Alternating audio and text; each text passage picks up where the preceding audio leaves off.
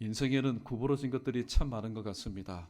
내가 구부러뜨리고 싶어서 구부러진 것 아닙니다. 굽어진 것을 펼 때에 힘을 좀 세게 주면은 부러집니다. 또 힘을 적게 주면은 아예 굽어진 것이 펴지 못한 만큼 또 모양이 이상하게 되는 것을 보게 됩니다. 그래서 항상 구부러진 그런 모습, 굽어진 그런 모습을 바라보면서 또 낙심하고, 왜 나의 삶은 좀 곧게 펴졌으면 좋겠는데 왜 이렇게 굽은 삶이 계속해서 진행되느냐. 우리는 그것을 바라보면서 낙심하고 좌절하고 실망하면서 살 때가 참 많습니다. 예수 믿기 전에 그런 일이 있다면은 또 예수 믿은 이후에는 그런 모습들이 좀 사라졌으면 좋겠는데, 예수 믿은 다음에도 계속해서 진행되는 것을 볼 때에 여전히 마음의 아픔과 상처로 남게 되는 것을 보게 됩니다. 오늘 본문에 보면은 한 여인이 등장을 하는데, 그 여인은 바로 귀신이 들려서 앓고 있는 여인이었고, 또 구부러져서 조금도 펴지 못하는 그런 여인이었습니다. 이 여인은 어떻게 보면은 참 불쌍한 여인입니다.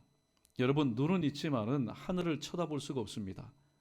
또 바로 앞에 있는 사람도 눈을 마주칠 수가 없습니다. 왜냐하면 등이 굽어졌기 때문에 항상 그의 눈에 비치는 것은 다른 사람들의 그 발가락 혹은 발을 바라보게 되었고, 땅만 내려다보는 그런 신세였기 때문입니다. 자, 이런 여인, 정말로 불쌍한 여인입니다. 그런데 더 큰 문제는 뭐냐? 바로 그 여인을 불쌍히 여기는 사람이 없었다라는 사실입니다. 바로 그러한 회당에서 한 안식일에 예수님께서 말씀을 가르치실 때에 이 여인이 눈에 보이셨습니다. 여러분, 오늘 이 여인은 정말로 불쌍한 여인입니다.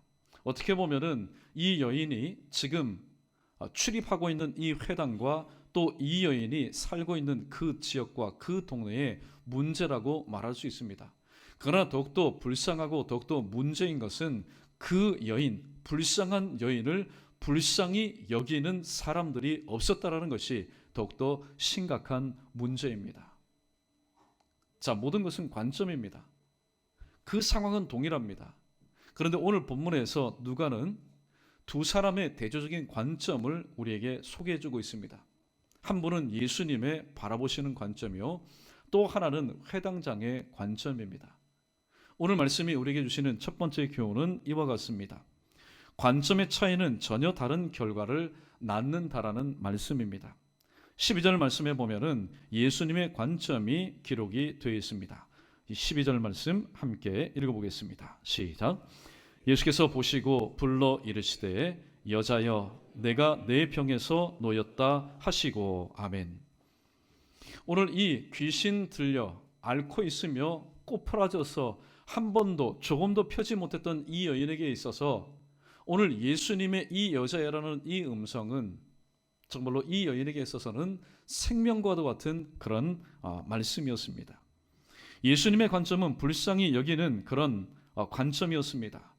이 여인은 예수님의 긍휼히 여기심의 대상이었습니다. 우리가 어떻게 알 수 있을까요? 조금 전에 함께 읽었던 말씀처럼 이 여인을 향해서 여자여라고 부르고 있다는 사실입니다. 18년 동안 이 회당을 출입하고 또 동네에서 살았지만은 한 번도 자신의 그 존재에 대해서 여인이여 여자여 그렇게 불러준 사람이 없었다라는 겁니다.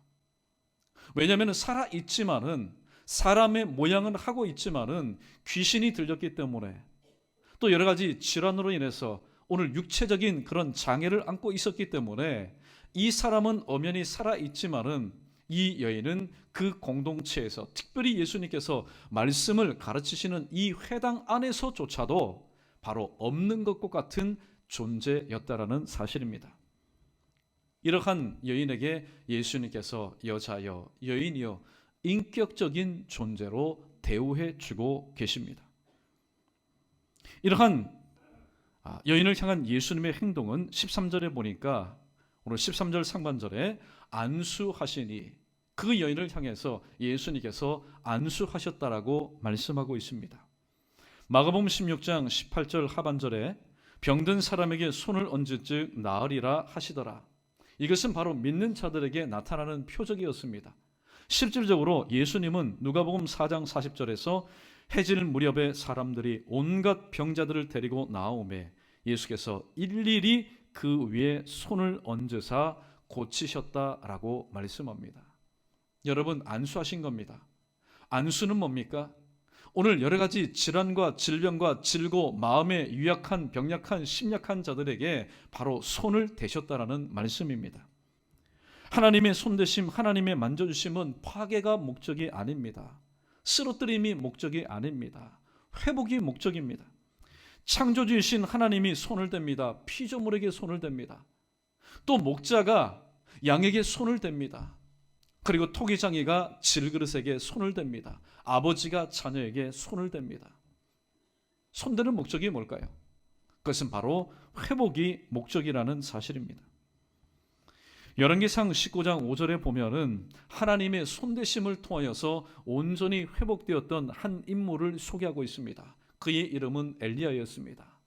앞장에 보니까 바알과 아세라 목상을 섬겼던 850명과의 영적인 전쟁을 승리로 이끌었지만은 그도 사람입니다. 지쳐버렸습니다. 지쳐서 또 이세벨의 그 일로 인하여서 내가 잡히면 이제 죽게 되겠다. 하나님 앞에 두 번이나 하나님 이제 살 만큼 살았습니다. 나를 걷어가 주십시오. 여러분, 영혼이 병드니까 마음의 상처가 육체의 아픔으로 나타났습니다. 완전히 주저앉았습니다. 그때 열왕기상 19장 5절에 보면은 로뎀 나무 아래 누워 자더니 그냥 단잠 이루는 것 아닙니다. 모처럼 휴식을 취하는 것 아닙니다. 자도 그게 단잠이겠습니까? 불편하기 짝이 없는 겁니다. 그때 천사가 그를 어루만지며, NIV 성경에 보니까 touched, 어루만지며 손을 대며 그에게 이르되 일어나서 먹으라 하는지라. 뒤에 19장 7절에 보면은 여호와의 사자가 또다시 와서 어루만지며 이르되 일어나 먹으라. 내가 갈 길을 가다가 가지 못할까 하노라 하는지라 라고 말씀하고 있습니다. 여러분, 하나님의 사람이라고 해서 슈퍼맨 아닙니다. 여러분 오해하지 마십시오. 저 사람은 하나님의 사람이고 성령에 충만한 사람이고 중직자고 오래 신앙생활했기 때문에 지치지 않을 거다. 여러분 그렇게 생각하지 마십시오. 다 똑같은 사람입니다. 똑같은 사람이에요. 하나님의 일을 하다가 사람의 한마디의 그 말에 의해서 왕창 무너져 버렸습니다. 여러분, 믿음이 있는 사람이라면 엘리야가 하나님 앞에 죽음을 구했겠습니까? 그 순간만큼은 믿음도 하나님을 향한 절대 신뢰도 없었습니다. 육신은 육신대로 더 이상 일어나지 못할 정도로 완전히 바닥을 기는 그런 상황 가운데 하나님은 천사를 보내어서 만져주셨습니다. 터치드, 어루만져주셨습니다. 왜냐하면 사명자는 사명을 다하기까지 결코 죽지 않는다. 이 엘리야가 또 감당해야 될 사명이 있었기 때문에 하나님은 나 이제 데려가 주십시오. 그렇게 심적으로 육적으로 영적으로 지쳐있고 피곤한 이 엘리야를 어루만져 주셔서 다시 한번 회복시켜 주셨습니다. 오늘 본문 말씀 가운데 18년입니다. 여러분, 귀신 들렸습니다. 지금 앓고 있습니다. 그래도 사람이 마음은 있고 귀가 있으니까 여러분, 아무리 귀신 들려도 사람이 내게 지금 좋은 말을 하는지 아니면은 그렇지 못한 말을 하는지 인격적으로는 다 알고 있습니다. 귀신 들렸으니까 사람 취급을 하지 않습니다. 그리고 육신도 완전히 꼬부라져서 조금도 펴지 못하는 그런 가운데 있기 때문에 여러분, 육체적인 장애에 대한 심적인 그 컴플렉스, 그 아픔, 그 상처 이로 말할 수 있겠습니까? 그런데 18년 동안 나름대로 이 회당은 꼴을 먹여주는 곳이다 라고 생각해서 출입하건만 예수님께서 그날 안식일에 말씀을 가르치시고 예수님께서 자기 자신을 보시는 그 순간 직전까지 18년 동안 아무도 이 여인에게 관심을 주는 사람이 없었다라는 사실입니다. 그러나 주님께서 안수하셨습니다. 창조주시요, 또 목자시요, 그리고 토기장이시요 아버지신 예수님께서 오늘도 깨져버린 이 피조물인, 금이 가버린 이 질그릇인, 상처 입은 이 양인, 그리고 오늘도 마음에 어려움이 있는 이 자녀에게 손을 대우셨습니다. 그 결과 어떤 일이 일어났습니까? 우리 13절 우리 온전히 함께 읽어보겠습니다. 시작. 안수하시니 여자가 곧 펴고 하나님께 영광을 돌리는지라. 아멘. 지금까지는 빛바랜 인생이었습니다. 회색의 인생이었습니다. 소막이라는 눈곱만큼도 없었던 인생이었습니다. 그런데 주님께서 손대실 때에 오늘 굽은 신체가 곧게 펴졌습니다. 바로 육체의 치료가 되었습니다. 사람이 육체가 치료되고 보니까 그동안에 가지고 있었던 마음의 심적인 아픔과 상처가 다 치유가 되었습니다. 이제 남은 일이 뭘까요? 남은 일은 오직 나를 불쌍히 여겨주셔서 내게 이러한 새로운 삶에 누구든지 그리스도 안에 있으면 새로운 피조물이라. 이전 것은 지나갔으니 보라 새 것이 되었다라는 이 은혜를 베푸신 하나님께 영광을 돌리는 그런 삶을 살게 되었습니다. 빛바랜 인생이 빛나는 인생이 되었습니다. 그러므로 오늘 이 여인을 바라보는 예수님의 관점은 과연 어떤 관점일까요? 누가복음 10장 33절에 보면은 사마리아인이 등장합니다. 사마리아인의 관점이었습니다. 강도 만난 사람 가서 여러분 누가 손 대기를 원합니까? 피가 묻었습니다. 나는 지금 여행 중입니다. 내가 지금 갈 길도 바쁩니다. 그 사람 여러분 도와주고 싶은 마음은 있어도 선뜻 갈 수가 없습니다. 그러나 사마리아 사람은 불쌍히 여겨, 보고 불쌍히 여겨 그를 인격체로 본 겁니다. 지금은 강도 만나서 거반 죽게 되고 피투성이가 되었지만은 내가 도와주게 되면은, 내가 만져주게 되면은, 내가 마음을 주게 되면은 그 육체는 치료될 것이요, 그 심령이 치유될 것이요, 그 영혼이 회복될 존재라는, 인격적인 존재라는 사실을 알았기 때문에 사마리아 사람은 자기에게 있어서 모든 것을 다 감내하고 바로 보고 불쌍히 여겨 가까이 가서 그의 필요한 모든 것들을 함께 나누었습니다. 누가복음 15장 20절에 등장하는 아버지의 관점이기도 합니다. 둘째 아들이 그렇게 당당하게 나갔다가 무엇인가도 좀 본전이라도 챙겨가지고 돌아왔으면 모르겠는데 누가 봐도 창피할 일입니다. 돈 한 푼 없이 그것도 만신창이에 들어서 돌아온 그 아들, 오늘 15장 20절에 보니까 그 탕자를 보고 치근히 여겨, 아버지가 치근히 여겨 그를 감쌌습니다. 동네 사람들이 보지 못할 대로 그의 아들의 모든 허물을 정수리부터 발끝까지 덮어주었습니다. 예수님의 관점이 바로 이와 같은 관점이었습니다. 반면 14절 말씀을 보면은 회당장의 관점이 180도 다르게 나타나는 것을 보게 됩니다. 14절에 회당장이 예수께서 안식일에 병 고치시는 것을 분내어 무리에게 이르되 일할 날이 엿새가 있으니 그동안에 와서 고침을 받을 것이요 안식일에는 하지 말 것이니라 하거늘.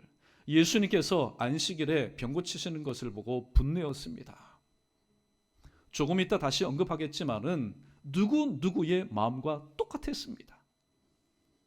예수님의 행동을 못마땅하게 생각하였습니다. 왜 그랬을까요? 18년 동안, 아니요, 자기가 이 회당을 맡아서 관리하는 그 기간 동안 단 한 번도 이 여인은 빠진 적이 없습니다. 개근상입니다. 한 번도 빠짐이 없습니다. 그때 이 회당장의 속마음, 누구에게도 드러내지 않고 자기 자신만이 안고 있었던 그 속내가 뭘까요? 왜 하필이면 우리 회당이야?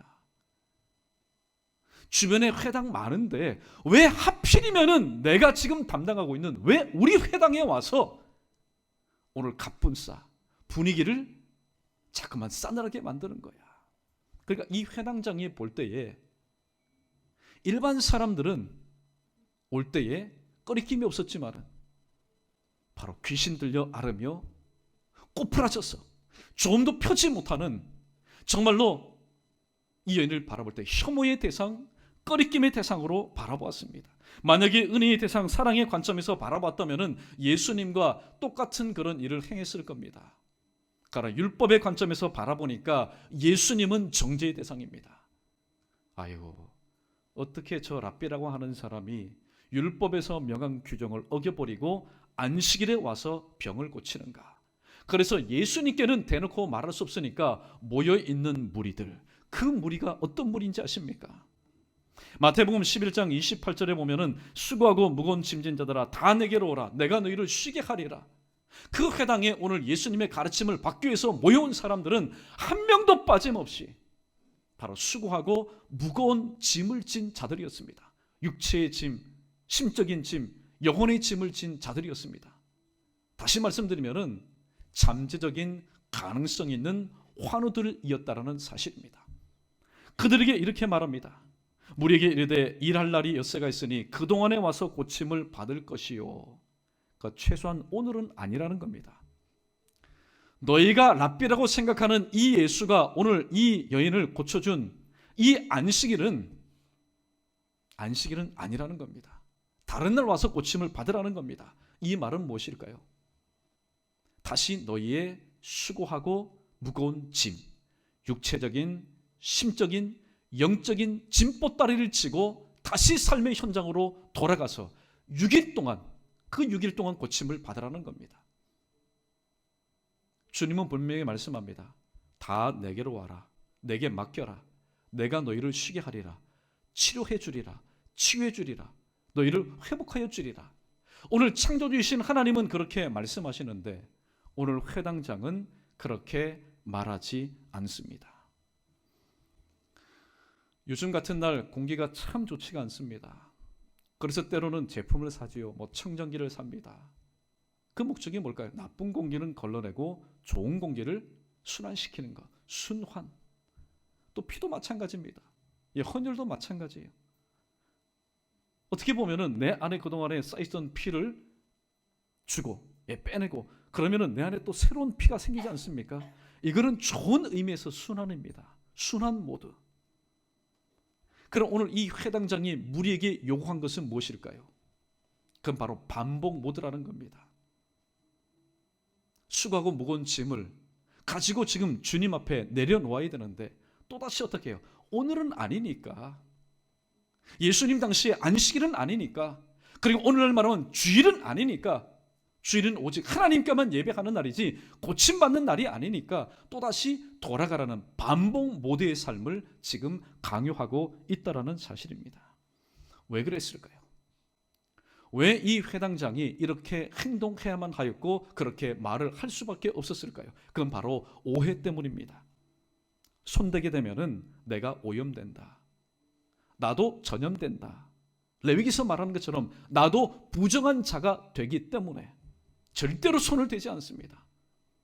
그러나 예수님께서 손 대신 이유는 뭘까요? 그것은 바로 내가 손을 댈 때에 치료되고 치유되고 깨끗하게 되고 회복될 것을 주님은 아셨기 때문에 어떤 질병을 가지고 온 자든지 간에 일일이 그들 위에 손을 얹으셔서 그들을 고쳐주셨다고 말씀하고 있습니다. 마가복음 10장 13절에 보면은 예수님을 따랐던 사람들 중에 오늘 많은 사람이 등장하는데 사람들이 예수께서 만져주심을 바라고 어린아이를 데려왔다라는 표현이 있습니다. 여러분, 어린아이들 예수님의 말귀 잘 알아듣지 못합니다. 그러나 그 다음 세대를 향한 부모의 그 간절한 마음이 있어서 주님, 저의 아이를 좀 만져주십시오. 이렇게 해석할 수 있습니다. 머리 한 번만 쓰다듬어 주십시오. 그런데 여러분, 자녀 중에는 그렇게 귀엽고 또 여러분 참신한 아이만 있는 것 아니지 않습니까? 내 자녀이지만은 병약하고 심약하고 유약하여서 부모의 품을 떠나면은 힘든 자녀들도 있을 겁니다. 주님은 치료하시는 하나님이신 줄로 믿습니다. 할렐루야. 주님은 치유하시는 하나님이신 줄로 믿습니다. 주님은 회복시켜 주시는 하나님이신 줄로 믿습니다. 그러니 내 아이, 유약하고 병약하고 심약하여 지금 신음신음 앓고 있는 나의 아이에게 손만 좀 대어 주십시오. 그러면은 내 아이가 어떻게 해요? 낫겠습니다. 그런 심정을 가지고 오늘도 아이를 데려온 부모들도 많았을 것입니다. 어떻게 보면 제자들의 믿음보다도 더 순전한 그런 믿음을 가지고 오늘도 아이들을 데리고 있는 부모님들이 예수님이 계신 곳에 오셔서 예수님의 만져주심을 바라면서 또 주님께 모여드렸습니다. 그러므로 오늘 이 회당장의 관점을 한마디로 요약하자면 어떤 관점일까요? 예수님의 관점과 180도 다른 반대 관점입니다. 누가복음 10장 31절과 32절에 보면은 제사장과 레위인이 등장합니다. 지금 제사장과 레위인은 하나님 앞에 제사의 업무를 마치고 지금 집으로 쉬기 위해서 내려오는 사람들입니다. 그들은 옷부터가 달랐습니다. 왜냐하면 옷이 구별된 옷, 거룩한 옷이었기 때문에. 그런데 그런 옷을 입고 오늘 강도 만난 자, 피를 철철 흘리는 자를 손대는 것은 바로 부정하기 때문에 내가 오염될까? 내가 전염될까? 내가 부정하게 될까? 그래서 그들은 보고 피하여 지나갔다라고 말하고 있습니다. 즉, 이 강도 만난 사람은 사랑의 대상, 은혜의 대상이 아니라 긍휼히 여김을 받을 대상이 아니라 바로 혐오의 대상, 오염의 대상, 부정의 대상이 되었습니다. 서두에 말씀드린 것처럼 또 이 회당장의 관점은 바로 누가복음 15장 28절에 등장하는 큰 아들의 관점과 똑같았습니다. 어느 날 나름대로 열심히 일을 하고 집에 돌아와 보니까 둘째 동생이 나간 다음에 한 번도 듣지 못한 풍악 소리와 맛있는 냄새가 코를 진동합니다. 물어봅니다. 도대체 이게 무슨 연고냐? 당신의 동생이 건강한 모습으로 인하여 돌아온 것을 인해서 당신의 아버지가 지금 잔치를 배설했습니다 라고 말할 때에 15장 28절에 그 동생을 향하여, 그 아버지를 향하여, 그 상황을 향해서 오늘 이 큰아들은 이렇게 속내를 표출해버립니다. 노하여 들어가기를 즐겨 아니하였다라고 이야기합니다. 예수님께서 안식일에 병 고치는 이 모습을 보며 분내었던 이 회당장의 관점과 그 마음과 오늘 둘째 동생이 돌아왔을 때에 내치지 않고 호통치지 않고 받아준 그 아버지를 향한 이 큰아들의 마음, 노하여 똑같았다라는 겁니다. 만약에 귀신 들려 앓으며 조금도 펴지 못하는 이 여인을 바라보는 그런 관점이 예수님을 제외한 회당장을 위시한 모든 무리의 관점이었다면 이 여인은 18년이 무엇입니까? 19년도, 20년도, 30년도 하나님께서 그녀에게 허락하신 생명의 호흡이 끝나는 순간까지 이 여인은 없는 것과 같은 존재, 바로 아무것도 쓸모가 없는 절망적인 존재로서 살아갈 수밖에 없었습니다. 그러나 유독 이 여인을 불쌍히 여기고 그 불쌍히 여기는 마음이 손을 대는 안수의 행위를 나타났을 때에 구분대가 곧게 펴지며 이 여인도 그리고 해당장도 그 지역에 있었던 어떤 명의들도 감당하지 못했던 육체적인 치료와 심적인 치유와 영적인 회복의 은혜를 입게 되었다라는 사실입니다. 찬송가 212장에 보면은 겸손히 주를 섬길 때라는 그런 찬송이 있습니다. 오늘 반주 없이 제가 먼저 1절 부르고 우리 1절 동일하게 우리 함께 찬양해 보겠습니다. 겸손히 주를 섬길 때 괴로운 일이 많으나 그때 누가 다가오십니까? 주님께서 다가오셔서 내가 안고 있는 문제지만은 스스로 감당하지 못하는 내 육체적인 힘듦과 마음의 아픔과 또 심적인 그런 고통 그리고 영적인 바로 병들물 어루만져 주시면서 구주여 내게 힘 주사 잘 감당하게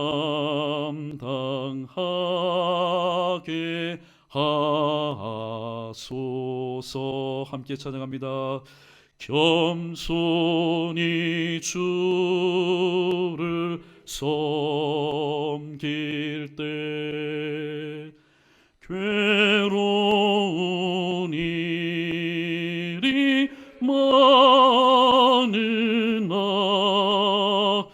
구주여 내게 힘 주사 구주여 내게 힘 주사 잘 감당하게 하소서.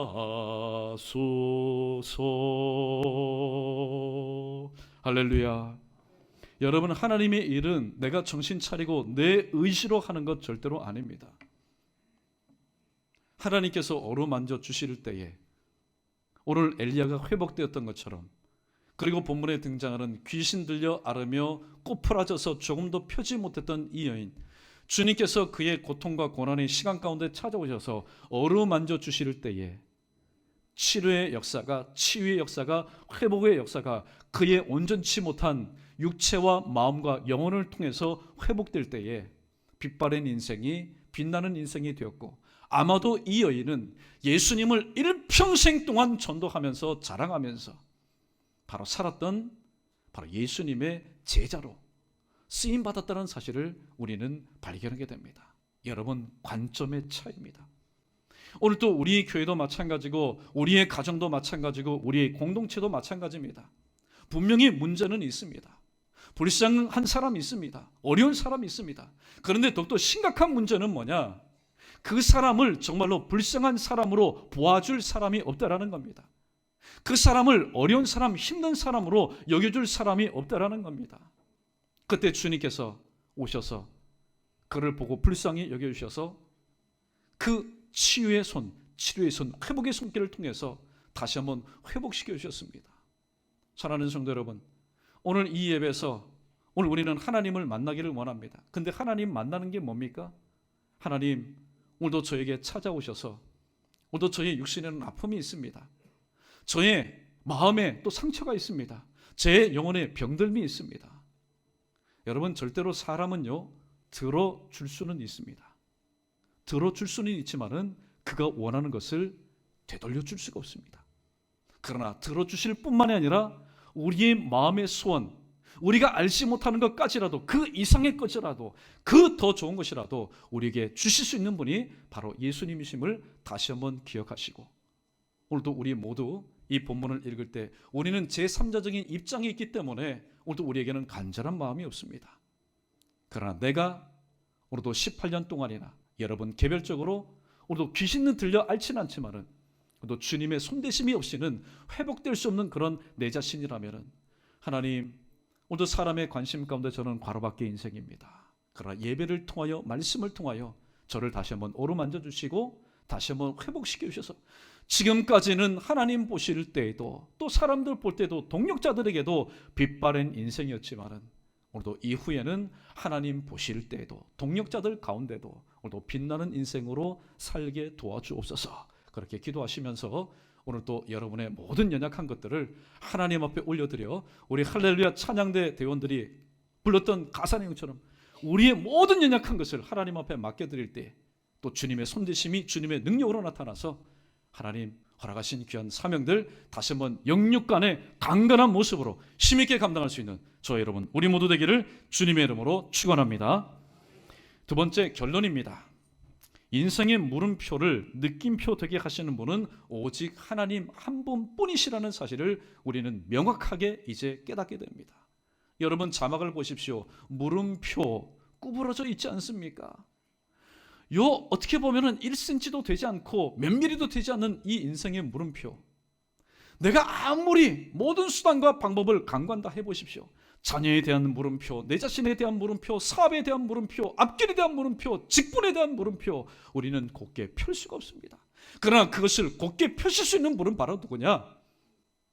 바로 하나님이시라는 사실을 오늘 성경은 우리에게 증가합니다. 요한복음 8장 32절에 큰 유명한 말씀이 있습니다. 진리를 알지니 진리가 너희를 자유롭게 하리라 라는 말씀이 있습니다. 이 말씀을 더욱더 부연 확실하게 설명하는 말씀이 있는데 바로 뒤에 보면은 요한복음 8장 36절에 기록된 말씀입니다. 오늘 이 말씀을 오늘 이 자리에 오늘도 하나님 저 치료되기를 원합니다. 치유되기를 원합니다. 회복되기를 원합니다. 그런 간절한 마음을 가지고 내게 주시는 하나님의 말씀인 줄로 믿고 우리 크게 고백해 보겠습니다. 함께 있습니다. 시작. 그러므로 아들이 너희를 자유롭게 하면 너희가 참으로 자유로우리라. 아멘. 주님께서 자유롭게 하리라. 주님께서 자유하는 그런 능력을 베푸시면 우리가 자유롭지 않은 삶을 살려고 발버둥 쳐도 어떻게 해요? 우리는 자유하는 삶을 살아갈 수밖에 없습니다. 스가랴 4장 6절에 보니까 이는 나의 힘으로도 나의 능력으로도 되지 아니하며 오직 나의 신으로 된다라고 말씀하고 있습니다. 여러분, 오늘 본문에 등장하는 귀신 들려 앓으며 꼬부라져서 조금도 펴지 못하는 이 여인은 없는 인생이었습니다. 무엇이 없는 인생일까요? 바로 자유가 없었던 인생이었습니다. 그러나 예수 그리스도를 만나게 되었고 주님의 손대심을 통하여서 이 여인이 이 땅 가운데서 가장 큰 것을 바로 얻었는데 그것은 바로 자유였습니다. 육체적인 아픔으로부터 자유, 심적인 바로 고통으로부터 자유, 영적인 병들므로부터 자유.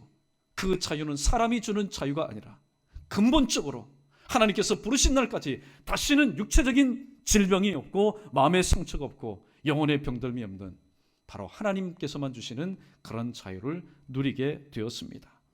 여러분, 오늘 제목의 말씀 구분대를 곧게 할 것이라. 오늘 본문 말씀 여러분 집에 가셔서 100번 천독해 보십시오. 오늘 이 제목의 말씀이 없습니다. 그러나 이사야 42장 16절에 보니까 오늘 제목의 말씀이 명확하게 기록이 되어 있는 것을 보게 됩니다. 우리 이사야 42장 16절 말씀 우리 또박또박 읽어보겠습니다. 시작.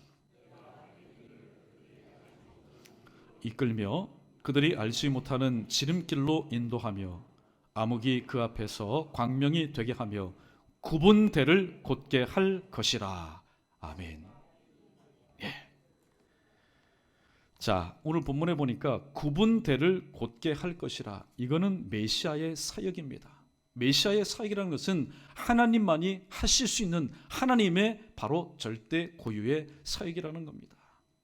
여러분, 오늘 이렇게 말씀을 전하지만은 제 자신 구분대가 없어서 올곧기 때문에 여러분에게 이 말씀을 증거하는 것 아닙니다. 여러분, 오늘 이 말씀을 전하면서도 저는 귀로 듣습니다. 마음으로 듣습니다. 제일 먼저 설교를 듣는 사람이 누군지 아십니까? 앞에 있는 할렐루야 찬양대가 아닙니다. 바로 제 자신이 듣습니다. 하나님, 저의 구분대를 하나님께서 곧게 펴주십시오. 그래야만이 말씀을 증거할 때도 오늘 또 구분대를 어떻게 하면 펼 수 있을까? 저 앞에서 말씀을 전하는 목사님을 바라보니까 구분 인생이 이렇게 하면은 고든 인생이 될 수 있겠구나. 여러분, 이 시간 말씀을 정리하면서 여러분에게 함께 저의 마음을 공유합니다. 설교할 때는요, 설교하는 저만 똑 떼어놓고 문제 많고 어려움 많고 눈물 많은 여러분들에게만 선포하는 건 아닙니다. 저에게도 눈물이 있고 저에게도 아픔이 있고 저에게도 고통이 있고 저에게도 구분이 있습니다.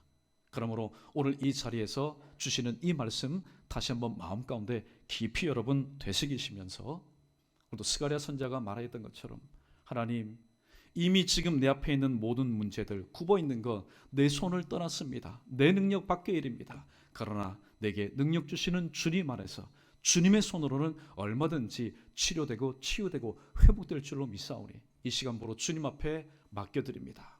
저희 믿음을 보시고 하나님 온전케 하여 주셔서 정말로 이 아픔 많고 고통 많고 눈물 많은 이 세상 주님께서 저를 기뻐 받으신다면 영육 안에 강건한 모습으로 다시 한번 회복되어 지금까지 그렇게 살아오지 못한 인생을 배나 더 갑절 주님 앞에 충성하며 헌신하며 살아갈 수 있도록 하나님 나를 불쌍히 여기시고 나에게도 귀신 들려 앓으며 꼬부라져서 조금도 펴지 못하는 그 연예계 베푸신 그 은혜, 2000년 전에 그곳 가운데 그 연예계 베푸신 은혜를 내게도 우리에게도 우리 지체에게도 허락해 달라고 그렇게 기도하시면서 또 이번 한 주간 하나님께서 우리에게 주시는 그 은혜 가지고 믿음으로 승리하며 살아갈 수 있는 우리 모든 성도들 되시기를 주님의 이름으로 축원합니다.